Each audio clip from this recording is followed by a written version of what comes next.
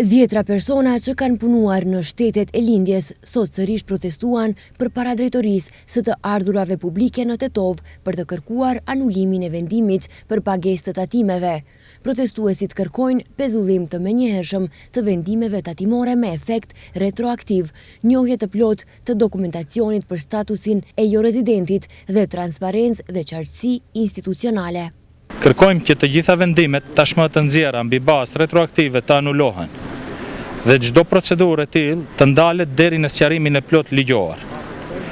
Kërkojmë përfshirjen e profesorëve universitarë dhe ekspertëve të pavarur për interpretim të drejtë të ligjit për tatim, veçanërisht për çështjen e residencës tatimore dhe rregullin e 183 ditëve e më shumë.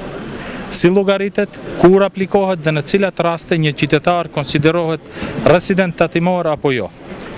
Nuk mund të lejojmë interpretime të ndryshme nga një zyrë në tjetrën, nga një rast në tjetrin. Ligji duhet të jetë i njëjtë për të gjithë dhe i kuptueshëm për çdo qytetar. Kërkojmë hapjen e debatit në parlament. Një çështje që prek mira qytetar nuk zgjidhet me vendime administrative të mbyllura, por me debat publik, transparent dhe institucional. Protestës së sotme në Tetov ju bashkangjitën edhe kolegët nga Kumanova. Ata njoftuan se të premten do të kenë takim me drejtoreshën e drejtorisë së të ardhurave publike, Elena Petrova. Sipas tyre, Petrova nuk ka pranuar takim në Kumanov, por në zyrat e drejtorisë.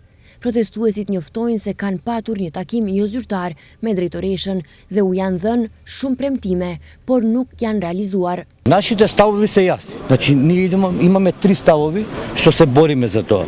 Првиот став е сето ова да се сите овие решенија што ни се издадени да се стопираат. Qëndrimet tona janë të qarta, të gjitha vendimet që na janë lëshuar të ndërpriten, sepse ne kemi punuar nga 6 ose 7 muaj.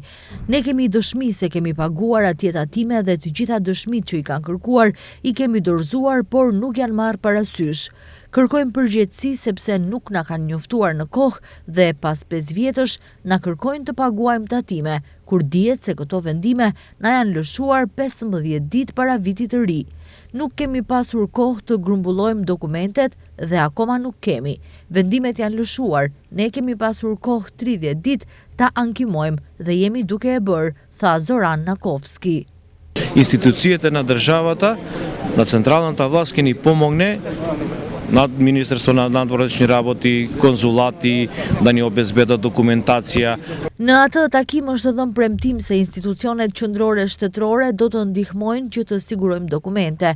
Ministria e Punëve të Brendshme do të na japë vërtetime për hyrje dalje nga shteti, me qëllim që ato t'i sigurojmë si dëshmi se ne në ato momente nuk kemi qenë në shtet. Pra nuk mund të na thotë dikush se ne jemi rezident, por kemi qenë 7-8 muaj jashtë shtetit.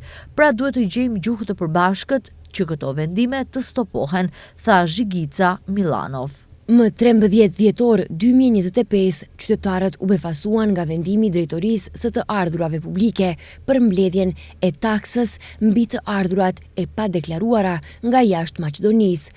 Disa prej tyre thanë se nuk janë të informuar mjaftueshëm për detyrimin e deklarimit të rregullt të këtyre të ardhurave, ndërsa të tjerë kishin theksuar se njoftimet nga drejtoria për të ardhura publike u kishin ardhur me vonesë për të ardhura të realizuara vite më parë.